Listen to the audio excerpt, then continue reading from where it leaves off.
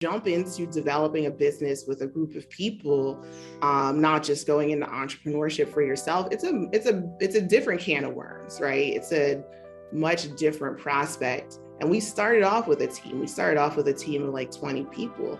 So there was never a point where it was just a couple folks in the trenches, sweat equity. The very nature of what we do requires that we have a large team of people. This can't be it. There has to be more. Wait, am I crazy? No. If you're yearning for more and working hard to make your dreams a reality, then you're in the right place.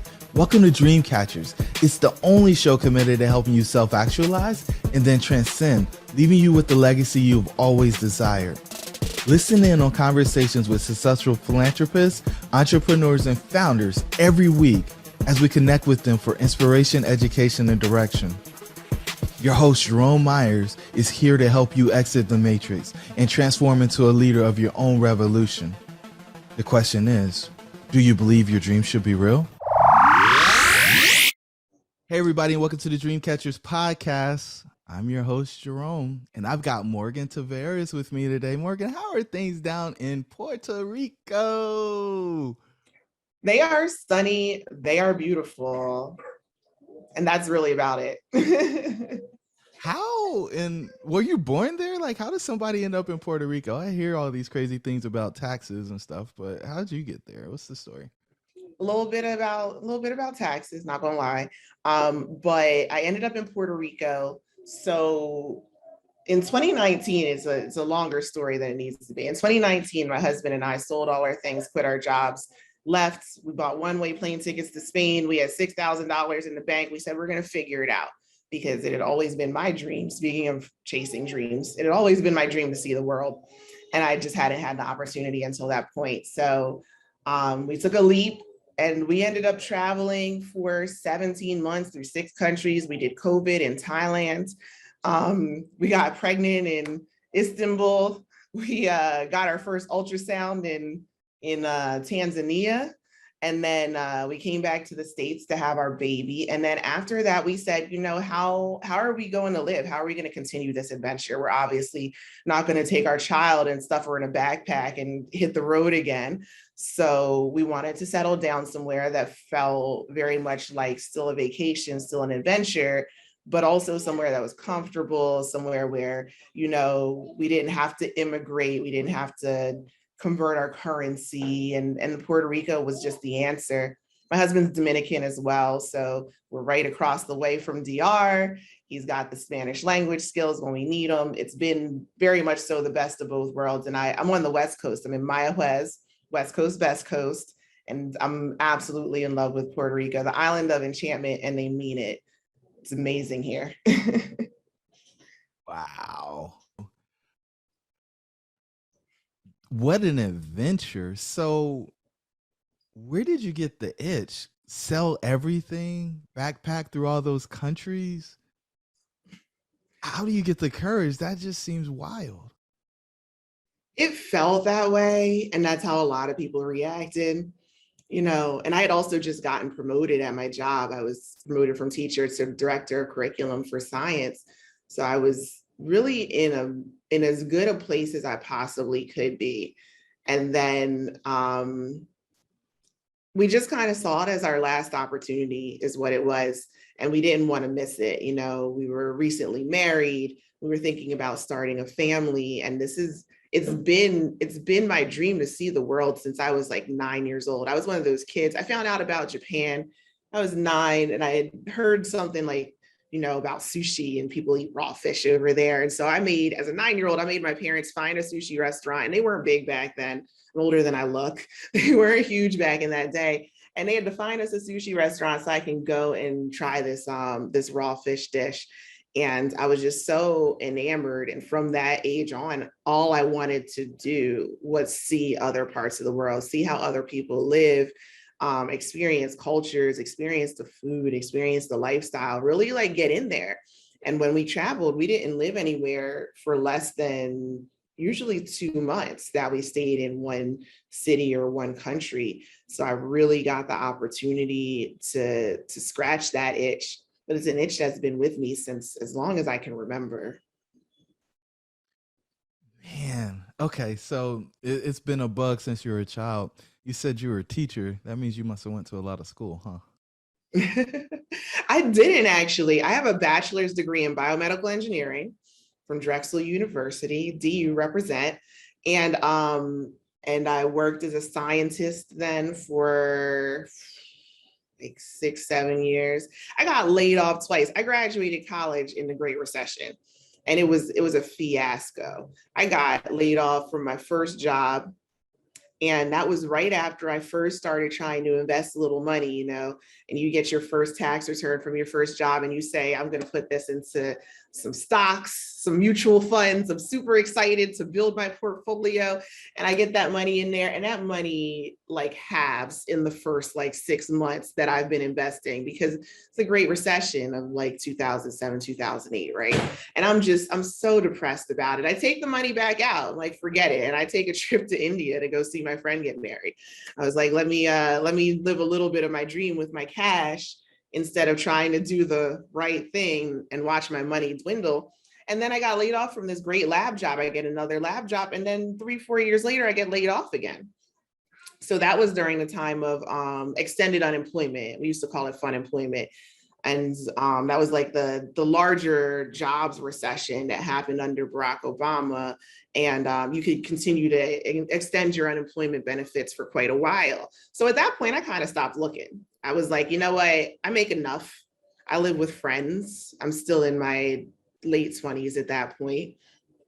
And I'm like, you know what? I'm going to take a break. I'm going to take a little vacation. I'm going to take it for me. So, so yeah, I was unemployed for probably a year and a half, just figuring it out. I was like, I don't want to go back into the lab and get laid off again. I can't handle it. I can't handle the insecurity. People talk about W-2 jobs like they're the most secure thing in the world.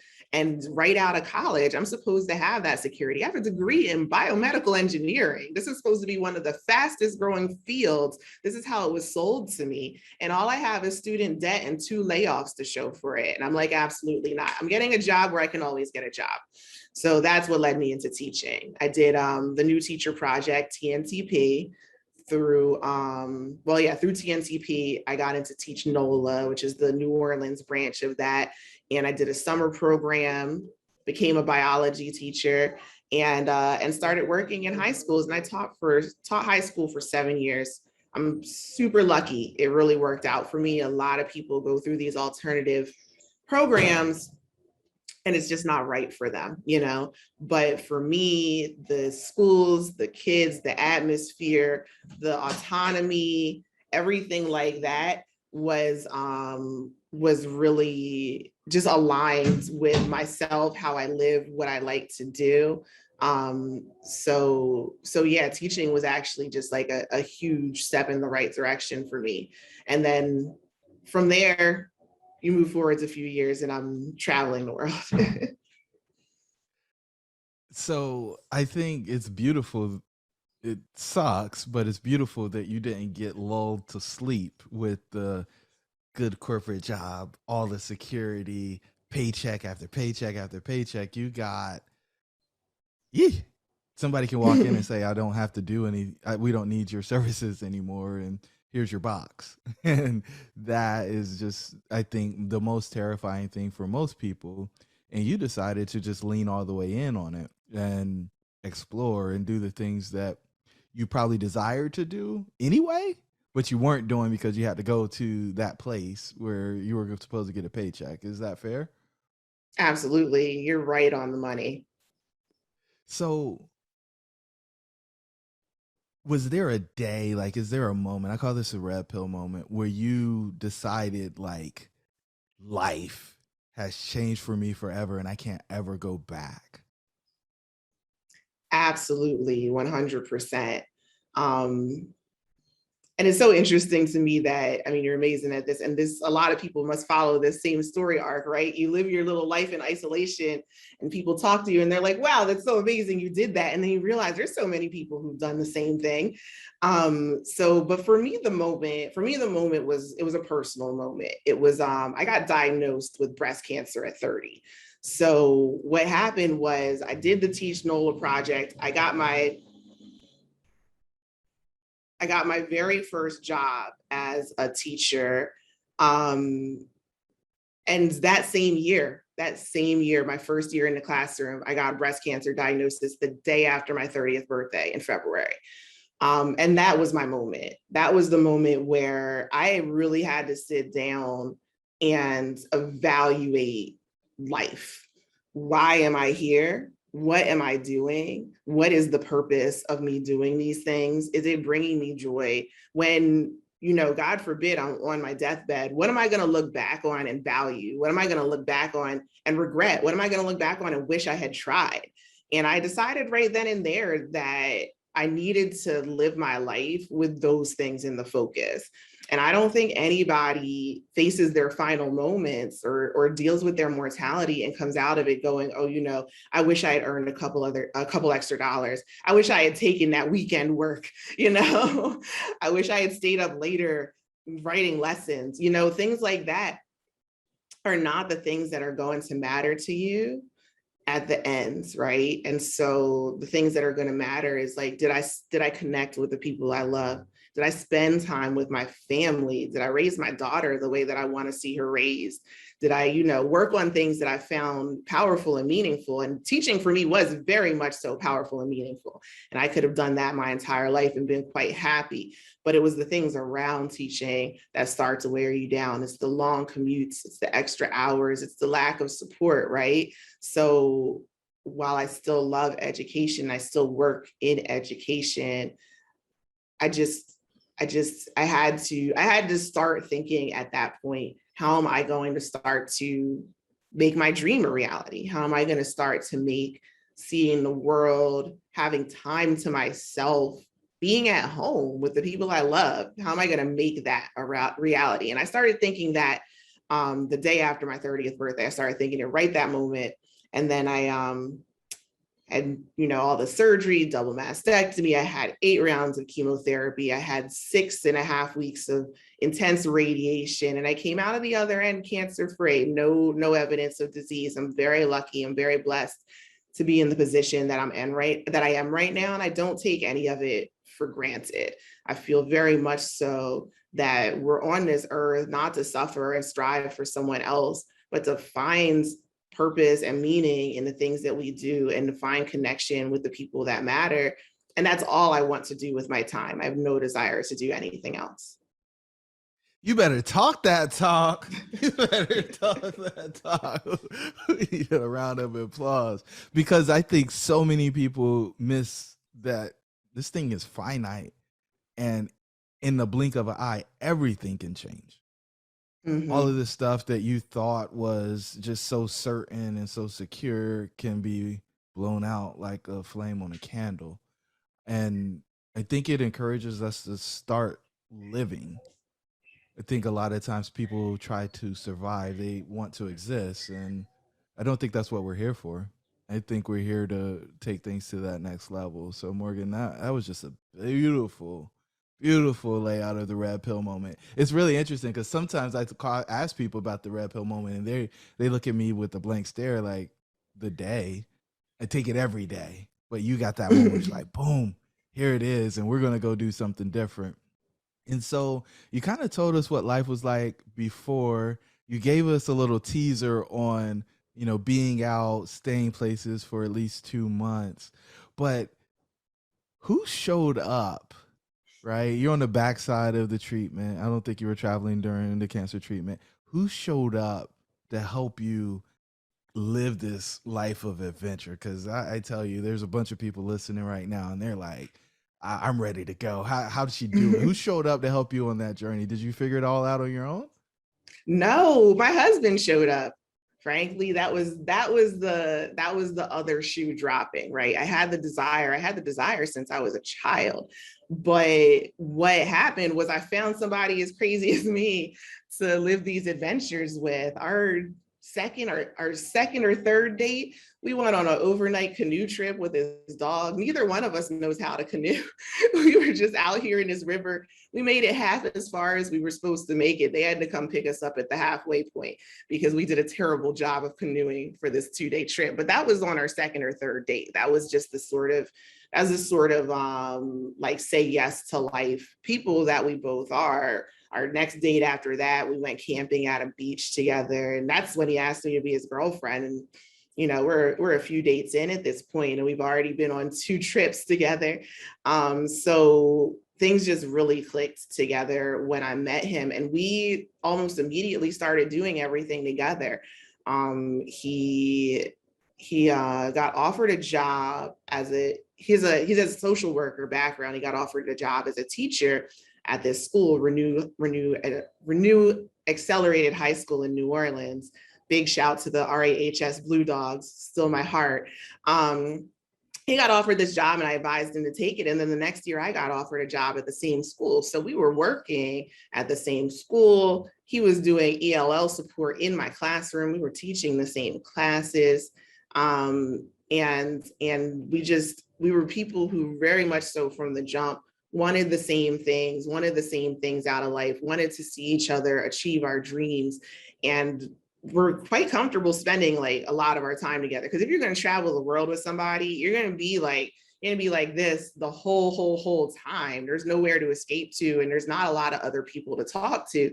So the person who's with you has to be like a partner that you can really enjoy that sort of closeness with. And we established that very early on. So yeah, without my husband or Henny's, I'm not sure that I would have done the things that I did in the time that I did them as much as I wanted to. Simply having another person, another set of hands, another mind, somebody when you're like, am I crazy? Should I really do this? Who you can talk to and they can be like, yeah, do it. Or they can be like, no, I'm pretty sure that's the limit, Morgan. So yeah, I'm grateful that I have that sort of support, that sort of relationship. I definitely know couples who one person might be more adventurous than the other person. Like one person really wants to get out there and see the world or move to another country, and the other person's like, I'm not so sure. So I do very much so count myself lucky that the person that ended up being right for me also allowed me to do, all of these things that I really, really wanted to do. That's so interesting, because I'm sure people are listening and like, wait, they doing this on 2 teachers' salaries?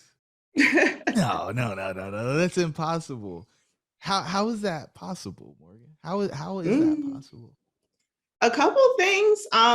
One, and this is something that I very much so believe, and I've seen another guest on your show speak on this, is like there's a number that's enough, right? Like if you sit down and you look at what you need to save for your future and what you need to save for your long-term future and what you need to live on and what you need to pay your bills, there's a number, and that number is enough.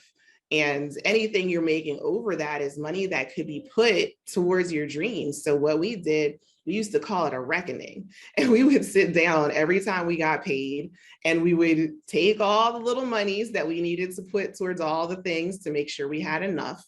And then we did the cash envelope system. It's a pretty old school system, but we had an envelope for grocery money, an envelope for fun money, and we put the cash in there, and anything that wasn't going towards our life went into our savings account, into our like kind of dream fund. And that's what we used to start our travels when we did start them. And that sort of mindset, I think, is what allows us to continue doing this. I follow Monty Woodard on Instagram. He's like a big dude in this marketing field. And one of the things he said that really resonated with me, he's like, a lot of folks can't chase their dreams because they're too proud to drive a cash car. We've always driven cash cars. We don't have a cash note. We avoid things that are going to be regular recurring expenses. Anything that we can buy outright, we buy outright. Anything that's a subscription, we really think about it. Do we need this? Do we need this for our business? We keep our overhead low, we keep our expenses as low as we possibly can. And it's a question of value for me, right? I value freedom. I value staying at home with my 1-year-old daughter and my husband and spending all of my time with them. And for me, there's a trade-off. And some of that trade-off is, I'm not getting a new car off the lot And, we're not paying for cable here in Puerto Rico, those little things that you kind of find a way to move some things around so that your quality of life is more, trips to Vieques, trips to Culebra, out here trying to live that dream and have those experiences, as opposed to sort of like the trappings of modern life that end up just like sucking your cash flow away. So my buddy Duran calls this selective extravagance. And so you're saying the experiences are worth the investment. The other stuff, the stuff isn't really worth it. Is that fair? Absolutely. You're right on the money there. Yeah. So were you always frugal? Because I mean, this feels almost like a fire episode, right? Financially independent, retire early. Like, is this a thing, or were you like, I don't need a bunch of things, or did you have to have the Louis bag or the Gucci shoes at some point? Like, talk to me. Going into biomedical engineering, that isn't usually something for somebody who doesn't spend money. They want to enjoy life a little bit now. Yeah. So yes, it definitely was a transition.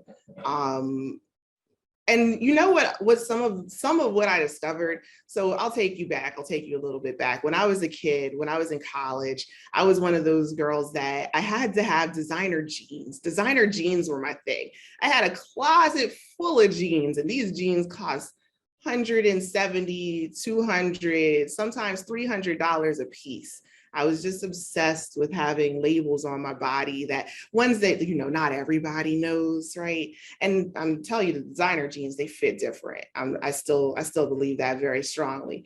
But that was like my thing. I had to have these jeans, and then you had to have the nice shoes to match. My blazer game, this is, early 2000s, the Audis.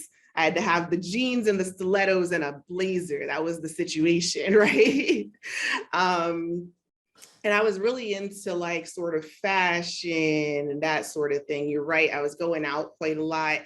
And what I realized, though, was that these were placeholders, that these were things I was doing to fill the emotional gap of not being free, right? And that I could trade some of these things for the emotional stability of the freedom. And I'm going to be a little bit personal, a little bit vulnerable with you again, that I'm someone who suffered from anxiety and depression my whole life. I can remember just some of my earliest memories are depressed thoughts, are scary self-harm thoughts. And when I left, Jerome, when I said, you know what, we're going to figure this out, we're going to live the life that we want to live, it was over. I haven't had the level of pathology, that depression and anxiety that needs to be medicated, that needs to seek counseling help. I haven't had that since 2019, because I've traded the pressure and the forcing myself to do things that I don't want to do consistently on a daily basis. I've traded that for an entire lifestyle where I wake up and, I got to build some hours, I still have to deal with an angry child a lot of the time, but nothing that I'm doing is being foisted upon me. I'm not sitting in traffic for an hour every morning, making my way to a job I don't want to do, to sit there and avoid the people I don't want to talk to get back out, go home, do some more stuff I don't really feel like doing, to maintain the apartment I don't really need, to go to sleep, wake up and do it again. That'll depress you. That'll make you anxious, right? I don't do that anymore. I switched. I traded one for the other, and I'd rather be happy. A lot of people want to unlock their ultimate potential but lack the strategy, support, and stamina necessary to achieve their major goals. They often try to overcome these challenges by trying to do it on their own, causing frustration, fatigue, and eventually failure. We have developed a model for a center life, aka the red pill, to help them bolster their beliefs, gain clarity on their path to success, and provide accountability as they take action on their goals. When they take the red pill, they rapidly accelerate attainment of their goals and begin to experience a life of significance and impact. Want to find out more? Hop over to jeromemyers.co. Now, let's get back to the episode.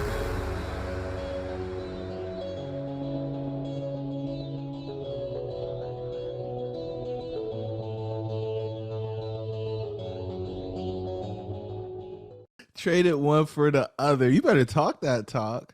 So I think so many people are in these miserable situations because they are scared that people are going to say they went backwards or they lost Mhm. or whatever else. And so you've got this really interesting approach to like freelancing and stuff. So can we talk a little bit about that? Because I mean, I think there are some people out here who are trying to figure out the gig economy. Yes, absolutely. And that's 100% valid.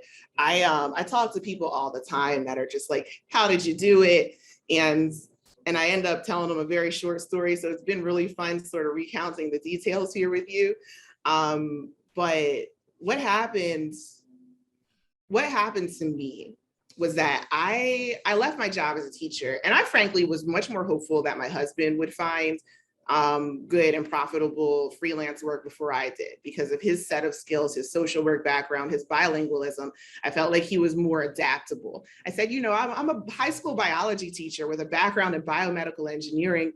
What can I do online, right? What can I do remotely and freelance to make some money? They're not going to let me freelance teach biology classes. What am I going to do? But I just started putting myself out there. I got on some good job boards. EdSurge has a great job board. If you're a teacher out there looking to make that transition, I found like a lot of opportunities there. Just setting an alert on Indeed for remote work was another thing I did right away. So I would get emails every week with a list of remote jobs to apply to. And I ended up finding a position, my first job, my first remote job, freelance job, paying, oh, and let me back up a little bit.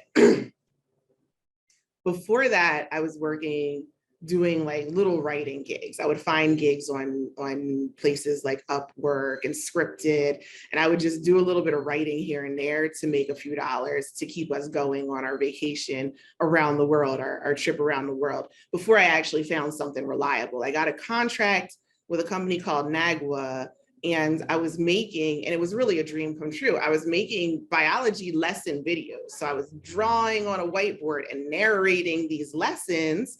And the lessons were, it was an English company based in Egypt, or an Egyptian company based in England.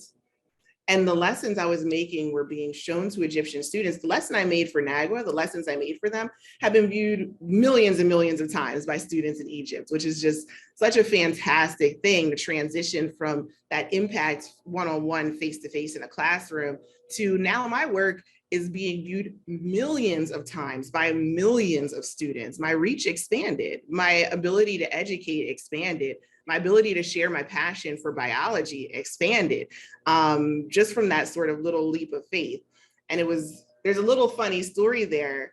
When I did finally get this job offer, we had run out of money. We had to make the decision, are we going to take this last little bit of money and turn around and go home? Are we going to take this last little bit of money and find one more cool thing to do? And at that point, we were in Bangkok, Thailand. And long story short, we ended up on an island in Cambodia called Koh Rong. And Koh Rong is a huge vacation island. Well, it's a tiny vacation island, but a lot of people go there. It's a tourist destination. And we'd been connected with a woman who ran a place called Sky Bar, where you could, it was a beautiful top of a hill, this crazy view. Imagine a Cambodian tropical island, blue ocean, white sand, just jungle all around you. And I'm living in a bungalow and I'm working at a Sky Bar. And this is when I get this job. And they're like, okay, we have to send you an iPad and a microphone and an Apple Pencil. Do you have an address? And I'm like, Koh Rong Island, Cambodia, care of Sky Bar. It was a hilarious moment. And I'm so lucky that everything worked out. We actually did get all of the technology delivered safely and on time. It had to come by plane, train, automobile, and a couple of boats, but they got it to me, and I was able to start this job that allowed us to continue our journey. So when I say freelance, you know, a lot of times I like to feel like I'm working for myself, but I do rely on long-term contracts with reliable clients to make sure that I have that steady income. And the difference is that I have sort of the freedom to set my own schedule. I have the freedom to say yes or no to different projects, to work when I want to work, to take off when I want to take off, to make a schedule that works for my baby. You know, I would tend to work 5 hours a day, 5 days a week now. And it's kind of a dream come true. But yeah, it was really interesting inroad getting into that. And from there, I've worked on a lot of different projects. Now I work primarily as a consultant with a business called Integral Ed, and I do e-learning development and consulting and writing for them. But yeah, that first job was crazy because I was really like, what do teachers do when they don't want to teach? and to have my eyes open, there's this whole world of possibilities. Whatever you're doing for someone else, this is something I say a lot. Whatever you are doing for someone else, you can do for yourself. Whatever it is that somebody is paying you to do, you can cut out the middleman and find a way to do it yourself. Or there's somebody out there, and I think of these freelance sort of companies as like connectors. There's somebody out there who can take the time to connect you with the clients and opportunities that are going to be right for you. Wow. I think you just expanded people's horizons, because so many people think they got to go to this place to get the thing and then get the paycheck. And it's like, no, people are willing to meet you where you are if you're talented, and you must have done something really special for them to send you a computer to the Sky Bar. I mean, it seems like at some point they'd be like, "Are you serious? Like, we're going to do this?" And maybe we could find somebody who's a little bit closer. I can't imagine what the shipping cost was. Truly not. So, all right. This is one of the questions I like to ask because I think it really shows our growth. So, what's the biggest difference in your approach to life today versus before you made your red pill exit? The biggest difference in my approach to life is that I have a lot more confidence. I have a lot more faith in my own abilities to make my own way in the world, to see others and help others make their own way in the world. I've talked a lot about my own freelance experience, and that's a fantastic way to make sure that you have that stability, to have that income. But on top of that, I do business development coaching for friends and family, mostly people that I know who are trying to do something similar to what I did, who are just thinking, you know, how can I work for myself? How can I get my time back? How can I create a flexible schedule? How can I spend more time with my family? How can I pursue this dream now before it gets to be too late? And I love working with those people to make sure that they have the support and the confidence that they feel like they need. The other thing that's very different is that I take more risks, right? I'm much more willing to try new things since I have this experience under my belt of trying so many new things over the past, 3-4 years. So one of the things that I've done that I'm very, very proud of is that I'm co-founder of a business called The Culture of Respect. And The Culture of Respect is a DEI course, but it's not a DEI course, if that makes sense. It's we provide individual and group trainings for people and businesses who want long-term solutions to having divisive conversations in a nuanced and unified way. So if you're like, my business really has struggles with these issues around race or these issues around gender identity, or I would like to understand more issues around ableism or issues around heterosexism, we offer and run a 10-week course that through experiential peer-led learning has us explore our identities on all these isms. So it's first-person narratives. You're learning from different people. And starting this business with my partner, Phil Pozick, was the sort of risk that I couldn't have taken if I was a full-time teacher. I would not have had the time. I would not have had the mental space, the mental energy to step out on a limb and say, this is a great opportunity. This is something that I believe the world needs. This is something that I feel like I'm uniquely positioned to do. I have this curriculum design background. I have this, remote work background. I have managing remote teams under my belt. And now I'm sitting in a position in this meeting with someone who used to teach me this course, back in my college days, and we're going, can this be a thing? Can this be a business? And I'm like, yeah, it can. And I can help. I can do this.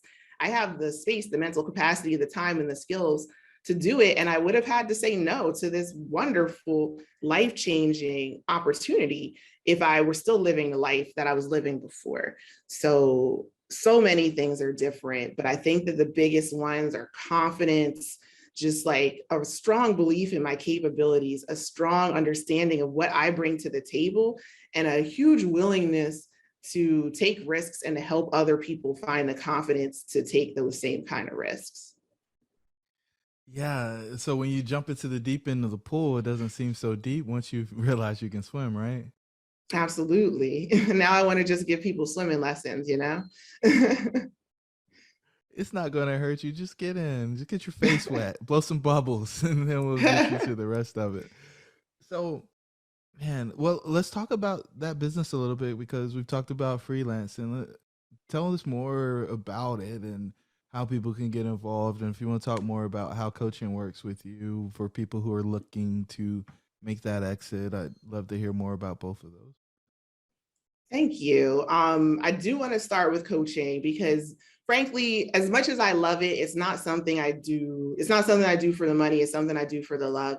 So if you're interested in coaching, there's a lot of big names out here. Jerome, I think that you do some wonderful business coaching as well.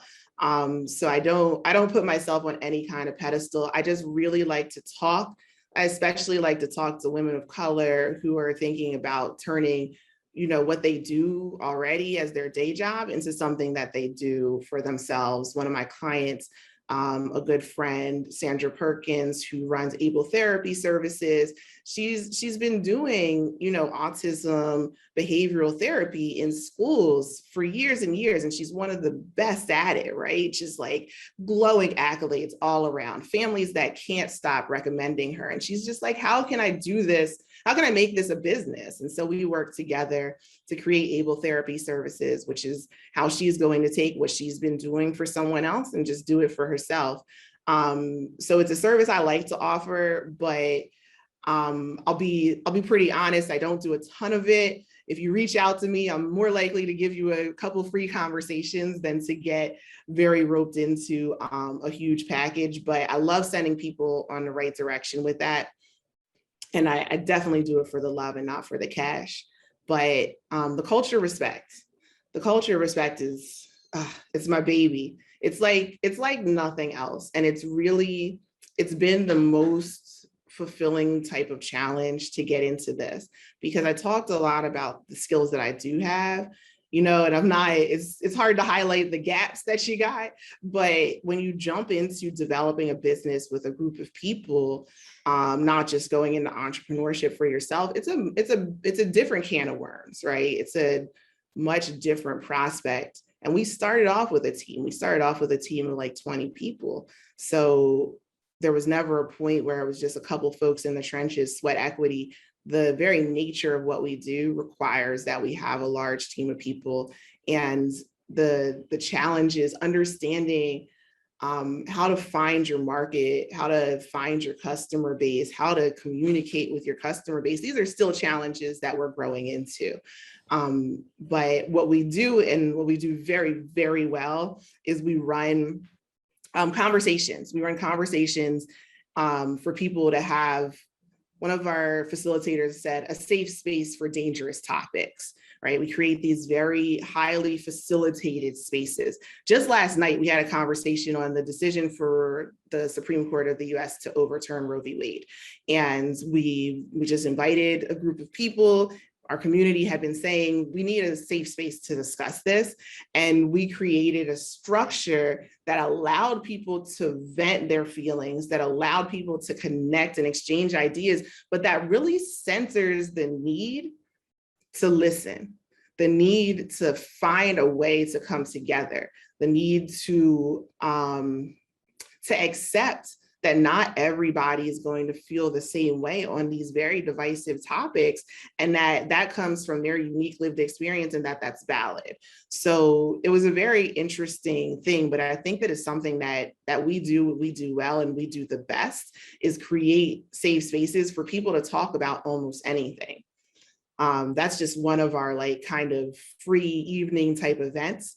Our course, our 10-week course, walks people through understanding the oppression dynamics that exist in American society. And then we have these structured, facilitated, we have one facilitator to every 3 participants. When I say facilitated, I mean facilitated. You are in a safe space. When we have conversations about racism in we call them affinity groups. A lot of people call them affinity groups, right? In a group based around an identity, the person leading that group has that identity. So that's what makes what we do so unique, is that it's more labor intensive. It's not just one person sitting in front of a room going, I'm gonna tell you a little something about race. I'm gonna tell you a little bit of something about disability.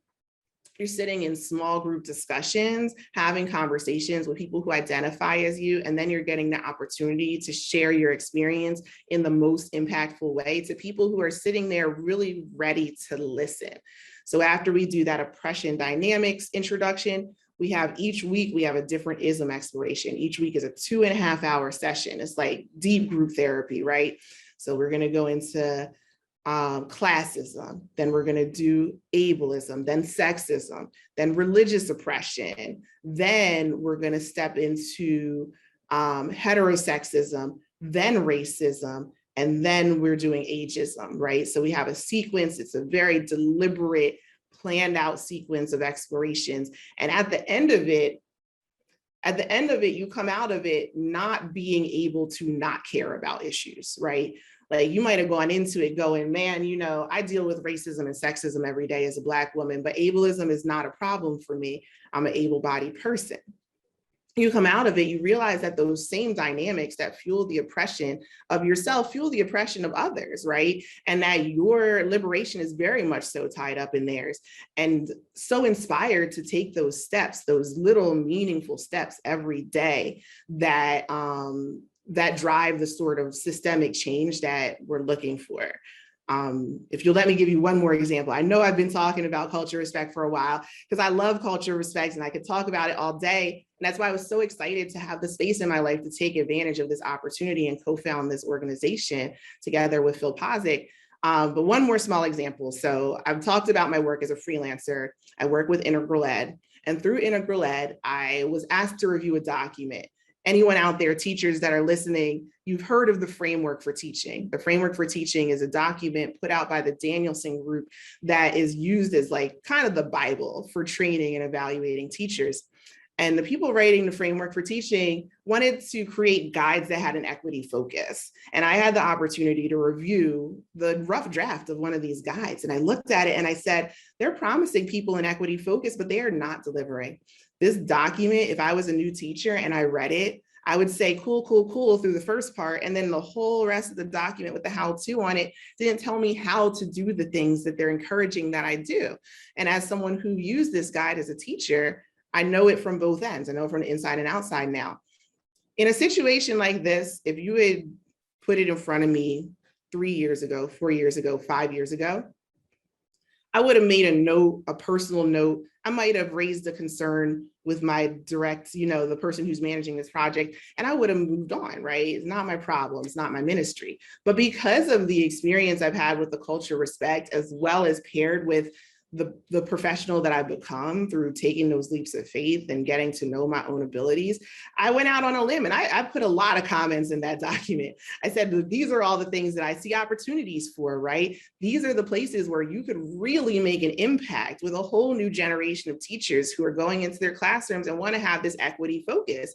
And then Danielson Group turns around to me and they said, cool, well, write it. So now I get the opportunity to draft the equity portions of these guides that are going to go into the hands of millions and millions of people. And this came from, the work that I've done with the culture respect, understanding and having the confidence that when there's an opportunity to step out on a limb, to do some work, to use my expertise to make the world a more equitable and inclusive place, that I have not only the skills to do it, because a lot of us have the skills, a lot of us want to say something in those situations, but do you have the confidence and the language to say to someone as big as the Danielson Group, I see opportunities for improvement here, and here's what I think you should do. And that confidence and those words, that language, that ability to communicate clearly with someone, that I saw more opportunities for them to bring a stronger focus to their equity imperative, is all because of the work that I've done with the culture of respect. So I like to kind of tell that story. Sometimes it's hard for us to illustrate what all this time kind of kumbayaing and circle about our identities, what does it get you? That's what it gets you. Wow. That was just more than I expected to get. So thank you so much for sharing, Morgan. No, it's amazing because I think what it shows people is you can have more impact, right? I think a lot of us feel limited. We feel pushed into a box. We feel compartmentalized because if we're working in a big organization, our function is just to do this thing. We're on the assembly line hammering the widgets. And you're saying, no, you can be expansive. And that expansiveness can lead to tremendous impact and help improve the lives of many other people, which is level 6 of our framework, significance. And it was funny, you said, not my ministry. And I just believe when people are on purpose and in purpose, then it is mission work, and it is what you need in order to make those dreams a reality and make that positive impact on the lives of other people. And so I have 2 more questions with the time that we have left. The first one, what gift are you giving the world? Now that is the question that when I looked at it, I was like, wow, it's a great question. I like to think a lot about the gifts the world is giving me, but what gift am I giving the world? And I think that my most clear answer to that question is belief. Is a gift of belief. I believe in opportunities. I believe in taking risks, and I believe in creating the spaces for other people to do that, and spreading the belief in opportunities, spreading the belief in taking risks, and spreading the belief of, building the ladder and then pulling one more person up behind you, right? We're not doing this on our own. So I really feel like the gift that I can bring the world is, like, the word faith comes to mind, but for me, it's different than that. For me, it's believing in myself, it's believing in other people, and it's believing that when you, like you said, when you're in mission, that the decisions you make are going to be the right decisions, and that you'll have another opportunity to make another good decision and keep moving forwards towards your ultimate purpose.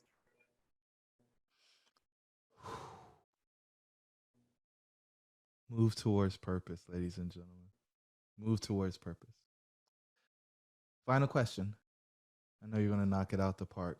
What's the one thing you want the listeners to take away from this episode? I think that the one thing that I want people who hear me to take away from this is that you can do it, right?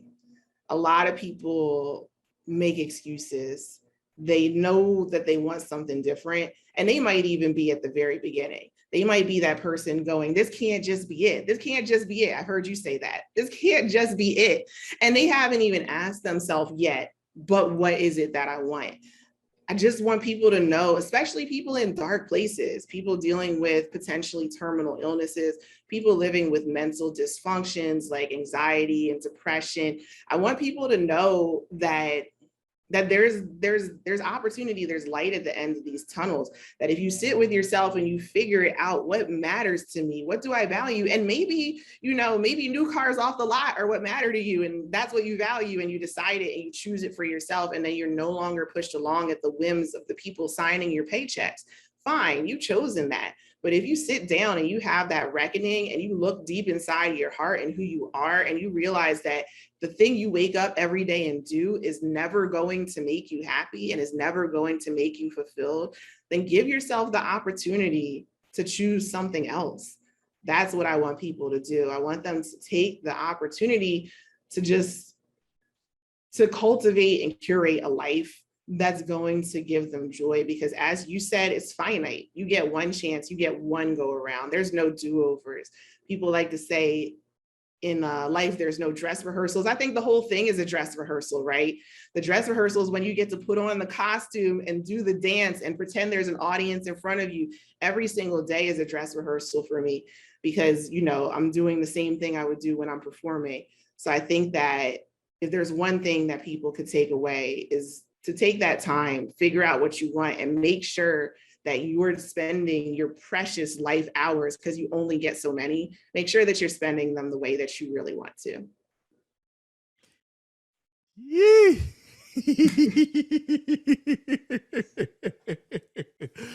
She's giving you guys all the gas today. You made it to the end of the episode. Morgan, thank you so much for being the true example of what it means to be a dream catcher, leaving all of the status quo behind, exploring the world, fighting and beating cancer. Cancer sucks. Just beat it up, get rid of it. And then being an example and an inspiration to women of color, your little one, your husband, and hopefully everybody that hears this episode. I'm so grateful to continue to follow you on this journey. And I just appreciate you being so generous with your time today. Thank you so much for having me, Jerome. This was a fantastic experience. And I'm so inspired by seeing what you do and really putting a name to this thing that I thought I was kind of crazy getting out there and doing. And you're like, no, there's a way to do it. We can help other people do it. I'm really inspired by those steps that you're taking. So thanks for having me. Thank you. To the listeners, your dreams should be real. We'll chat soon. Thank you for joining the tribe today. We would love to hear from you. Please don't forget to rate, like, and share. Perhaps someone you know could benefit from what we've discussed. Until the next time, remember that your dreams should be real.